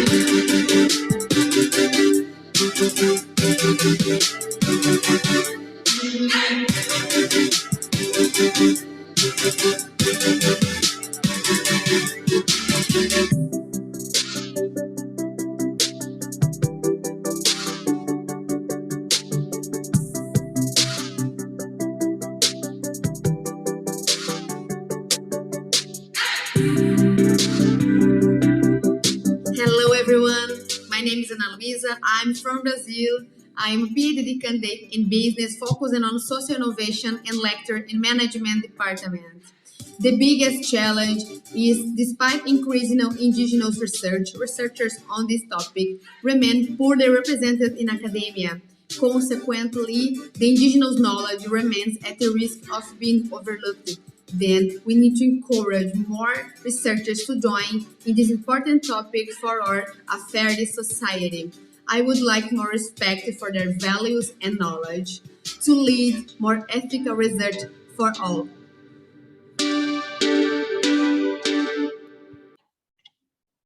Okay, so that's just a short video. Some of the things that we do, we also support. That's why people, a lot of authors do publish with Emerald, is the support that we give them. All right, like the sessions that we have today. I used to have it on site physical session, I would say, and then on the spot I will look for the authors from those institutions that you see here For example, I'll go there, go conduct a workshop like today, and then I'll invite them over to give a short speech and introduction. This is to motivate them and to encourage them, because these authors are the authors who have won awards with us. For example, highly commended paper, outstanding paper award. Then we invite them over to give a talk and motivate the users and the potential authors that we have. We also go to the institution and we conduct a presentation in a larger scale. All right. For example, on the top, on the right bottom, we one of the latest one a few years ago. I went to USM. The VC was there, and all the winners of the outstanding papers was there as well. So when I travel, I will go anywhere and I will meet up with the authors. So if you feel like contacting me for any help, do let me know, because I feel that I will engage better, and I'm willing and more happy to help the authors, because being an author is very hard already. What more getting an award, right? So I do feel very happy when I'm there, and the authors are well appreciated as well. All right. So further information and resources, if you want to publish with Emerald, all this information like I've shown you just now is all available online. You just need to search there to get all the information that you need. And then if you need any authorship, beyond authorship, like contributing to reviewing, all these things, you can always contact our UK office here. Okay. Even becoming a reviewer, we have all this information here. Emerald Awards, we have a lot of Emerald Awards going on. Okay, the one that I wanted to show you. Here, just give me one moment. Here is the awards section. We have quite a lot of awards going on actually throughout the year, like the Real Impact Awards. Okay, the IBR Award, which stands for Interdisciplinary Research Award. Literati Award, which we have been going on for so many years, like the one that I've shown you just now, the Outstanding Paper Award, Outstanding Reviewer Award, even Outstanding Doctoral Research Award is all here. Regional Research Fund Awards, case competitions. All right, more details, you can look at the information here. These are just some of the awards that we are having right now. Okay.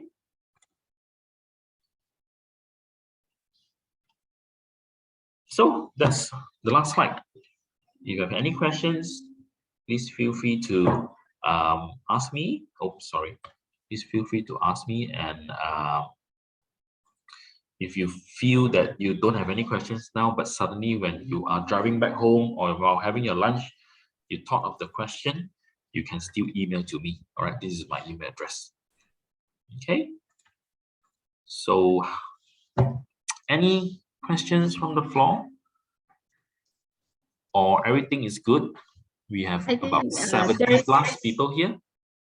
There is no question. Good. That all of them, all the audience hopefully understand. Yeah. So as a summary, I think it's important that if you want to publish, you will need to follow some of the steps and guidelines provided to avoid being rejected at the early stage, and to give you more confidence. Okay, so you will need to go through whatever we have done today. I think there's a recording, so you just go through whatever that you have today and try to digest. If you feel you need to ask me any question, please send an email to me, or you can ask from the library. Okay, on top of that, UIA has subscriptions to Emerald's journals. Please feel free to go in and download the articles to read. Okay, and nothing else from me, I believe. Yeah, I think that's about all. I wish all the best to all the audiences here, and thank you to the library again for inviting and arranging this session, and Liyana especially for doing up all the arrangement as well. Okay, so I'll leave it to you, Liyana. Yeah, sure. All right, so thank you so much, Mr. Elvin, for your presentation. it is very informative and interesting sharing on how to publish in Emerald. And I believe that I think we got so many input in this session on how to check a journal selection, and about the alt-metric checking. I think that one is the very something new, and the publishing process and many more. So without I would like to wrap up this session if there is no question. I think there's no more, but looking forward for more, because I do hope to come back to UIA. Yes, if after this, if let's say the participants have a question to ask, you can directly email to Mr. Elvin. I believe that he has shared the email to you. And as for today's session, we will up the recording this session. It will be up on Darul Hikmah Library YouTube channel. The link, the YouTube channel is the official IIUM library, which is we will provide in the chat box, so you may rewatch it anytime you would like to. And please don't forget to fill out an evaluation form at the chat box. And I will once again I would like to express our heartfelt gratitude to the respected speaker and all participants for your presence. And on behalf of the organizer, we apologize for any shortcoming in handling this session. Till then, take care and have a pleasant day and stay safe wherever you are. So let's end our session with the recitation of Tasbih Kafarah and Surah Al-As.